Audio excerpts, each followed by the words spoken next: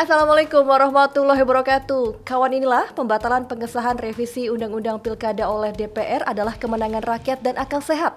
Putusan Mahkamah Konstitusi atau MK soal penurunan ambang batas syarat pencalonan kepala daerah dan penolakan mengubah syarat usia pasangan calon kepala daerah menjadi angin segar bagi proses demokrasi di tanah air.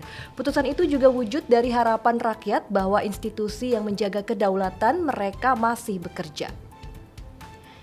Akal bulus DPR untuk menyiasati putusan MK pun mampu dihadang. Rapat paripurna pengesahan revisi Undang-Undang Pilkada pada 22 Agustus 2024 batal dilaksanakan karena tidak memenuhi quorum. Pada saat bersamaan terjadi gelombang unjuk rasa di sejumlah daerah. DPR pun berbalik arah dan memastikan revisi Undang-Undang Pilkada batal disetujui untuk disahkan. Semua informasi itu akan kami rangkum dalam Inilah Berita bersama saya Restu Wulandari. Inilah berita selengkapnya.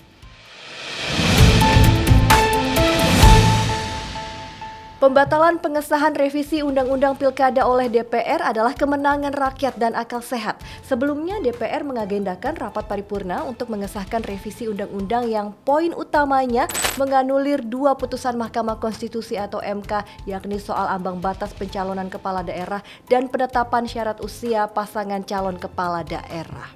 Dengan tekanan gerakan rakyat, baik melalui media sosial maupun demonstrasi, upaya menyiasati putusan MK itu bisa digagalkan. Gerakan rakyat muncul karena tingkat kepatuhan penyelenggara negara akan konstitusi benar-benar diuji. Betapa tidak, putusan MK yang jelas-jelas jadi produk konstitusi dan tidak ada jalan lain kecuali dipatuhi dan dijalankan, hendak dicari celahnya untuk dianulir oleh wakil rakyat dan pemilik kekuasaan. Tidak mengherankan apabila publik menyebut DPR dan pemegang kendali kekuasaan tengah bermain api. Mereka bermufakat hendak menyiasati konstitusi dengan merevisi aturan main pencalonan kepala daerah yang termaktub dalam Undang-Undang Nomor 10 Tahun 2016 tentang Pilkada. Aksi siasat tersebut dilakukan hanya berselang sehari setelah MK mengeluarkan dua putusan penting. Pertama, putusan nomor 60/PUU/22/2024 yang mengubah ambang batas pencalonan partai politik atau gabungan partai politik untuk mengusung pasangan calon kepala daerah dan calon wakil kepala daerah. Kedua, putusan nomor 70/PUU/22/2024 yang menegaskan bahwa batasan usia minimum calon kepala daerah dihitung sejak penetapan pasangan calon oleh KPU.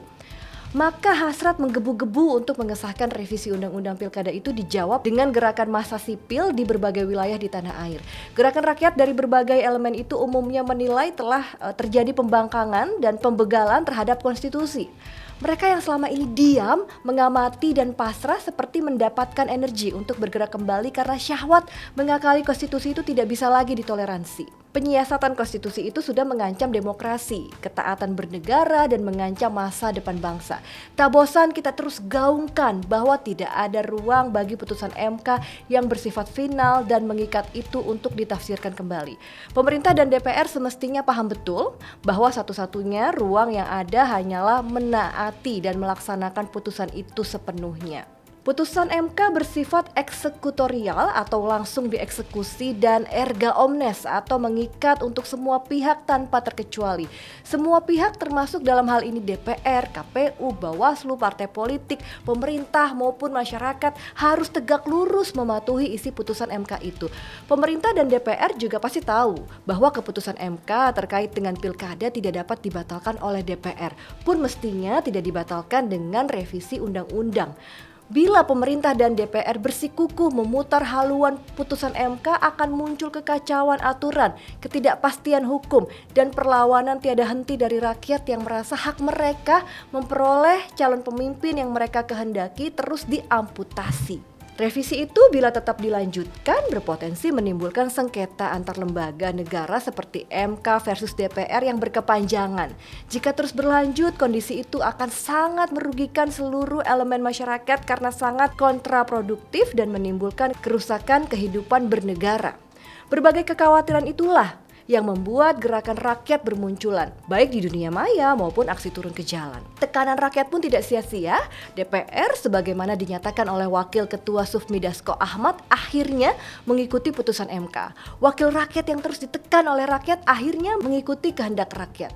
Gerakan rakyat mengawal putusan MK ini mestinya memberi pelajaran penting bagi siapapun yang sedang memegang kekuasaan untuk berhenti bersiasat terhadap kehendak rakyat. Rakyat yang selama ini diam bukan berarti tidak tahu, tapi sesungguhnya sedang menunggu sampai batas tertentu untuk bergerak serentak membela akal sehat. Percayalah, kewarasan akan selalu punya ruang untuk menang. Dan gerakan rakyat ini memberikan pelajaran juga bahwa upaya untuk menyiasati aturan konstitusi tidak hanya tidak dapat diterima, tetapi juga mendapat perlawanan yang signifikan dari rakyat. Hal ini menunjukkan bahwa kesadaran dan partisipasi aktif dari rakyat sangat penting dalam menjaga integritas demokrasi dan mencegah penyalahgunaan kekuasaan. Dan tentunya terima kasih kepada rakyat, teman-teman mahasiswa, bahkan hingga public figure yang sudah berjuang menjaga dan merawat bangsa ini dari penjegal konstitusi. Terima kasih sudah peduli hukum dan konstitusi kita. Dua putusan Mahkamah Konstitusi atau MK soal penurunan ambang batas syarat pencalonan kepala daerah dan penolakan mengubah syarat usia pasangan calon kepala daerah merupakan angin segar bagi proses demokrasi di tanah air. Putusan itu juga wujud dari harapan rakyat bahwa institusi yang menjaga kedaulatan mereka masih bekerja. Putusan MK tersebut nyata-nyata membuka jalan untuk pencalonan kandidat-kandidat alternatif selain mereka yang dicalonkan koalisi partai politik besar. Itulah hakikat demokrasi, yakni saat rakyat yang berdaulat tidak diikat oleh pilihan calon yang tidak sesuai dengan aspirasi mereka. Namun, selang 2 hari setelah itu, Balik DPR RI menggelar rapat untuk merevisi Undang-Undang Pilkada yang tidak sesuai dengan keputusan MK. Rakyat pun tersentak. Rakyat dengan cara mereka memenuhi ruang media sosial dengan pesan darurat. Tanpa ada yang mengomando, mereka marah dan turun ke jalan. Publik melihat ada upaya pembegalan demokrasi lewat revisi RUU Pilkada dengan mengabaikan putusan MK. Mereka mencium ada gelagat, ada kepentingan untuk meloloskan calon kandidat tertentu. Unjuk rasa ribuan mahasiswa dan berbagai elemen masyarakat yang merebak di berbagai kota di tanah air pada Kamis 22 Agustus 2024 akhirnya berhasil menggagalkan upaya tersebut. Tekanan yang dilakukan lewat aksi jalanan dan dunia maya itu terbukti efektif. DPR sebagaimana dinyatakan oleh Wakil Ketuanya Sufmi Dasko Ahmad akhirnya mengikuti putusan MK. Baik KPU maupun DPR yang diwakili ucapan Sufmi Dasko berjanji akan menjadikan putusan MK sebagai dasar untuk menetapkan peraturan KPU atau PKPU. Harus dicatat, putusan MK bersifat eksekutorial atau langsung dieksekusi dan bersifat mengikat untuk semua pihak tanpa terkecuali. Semua pihak termasuk DPR, KPU, Bawaslu, partai politik, pemerintah hingga masyarakat harus mematuhi isi putusan MK itu. KPU dan DPR semestinya paham dan menyadari bahwa memain-mainkan kedaulatan rakyat bisa merobohkan demokrasi. Jangan coba-coba berdusta dan berkhianat atas jeripaya hingga tetesan air mata dan darah rakyat saat memperjuangkan demokrasi.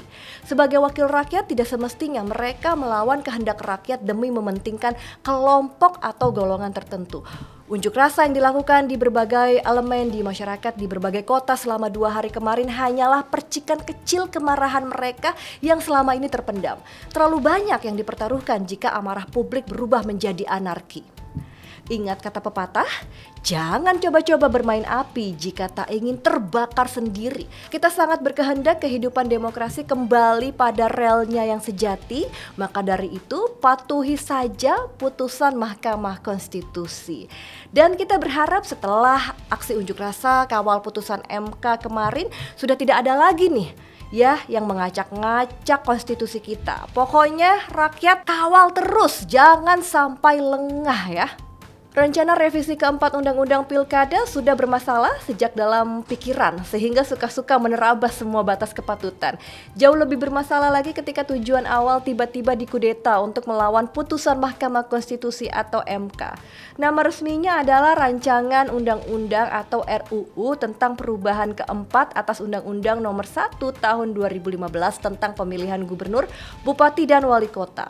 Disepakati di Badan Legislasi DPR menjadi usul inisiatif DPR DPR dalam rapat 25 Oktober 2023. Gagasan besar dalam revisi keempat adalah memajukan pelaksanaan pemilihan kepala daerah dari November menjadi September.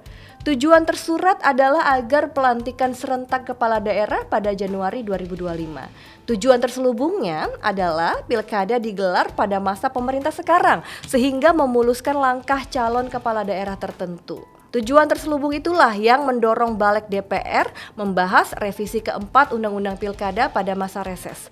Pembahasan di luar masa sidang DPR mengesankan tidak hanya terburu-buru tetapi sangat terburu-buru.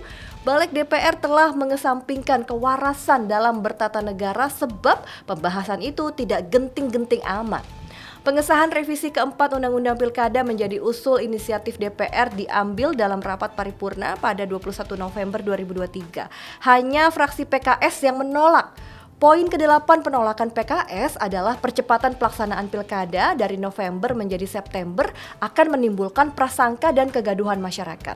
Spekulasi publik atas percepatan itu menurut PKS bahwa pemerintah yang sedang berkuasa ingin menggunakan sumber daya pemerintahan yang ada untuk mendukung pasangan calon kepala daerah tertentu sehingga pengaturan itu dinilai hanya untuk menguntungkan kepentingan elitis.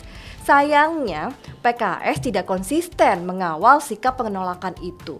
RUU revisi keempat Undang-Undang Pilkada diajukan kepada Presiden, kemudian Presiden memberikan tugas kepada menteri terkait untuk membahas RUU tersebut bersama DPR.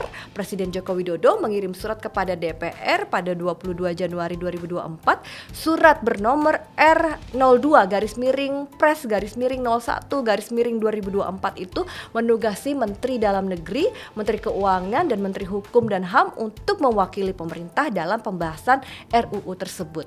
DPR tidak bersemangat lagi untuk melanjutkan revisi Undang-Undang Pilkada.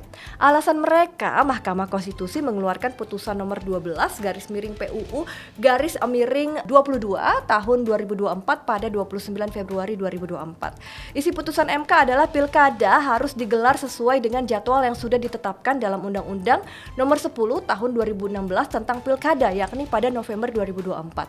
Akibatnya, DPR mendiamkan begitu saja surat Presiden selama 7 bulan.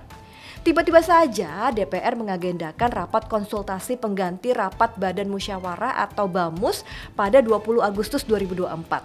Agenda rapat ialah membicarakan surat Presiden R02-Pres-01-2024.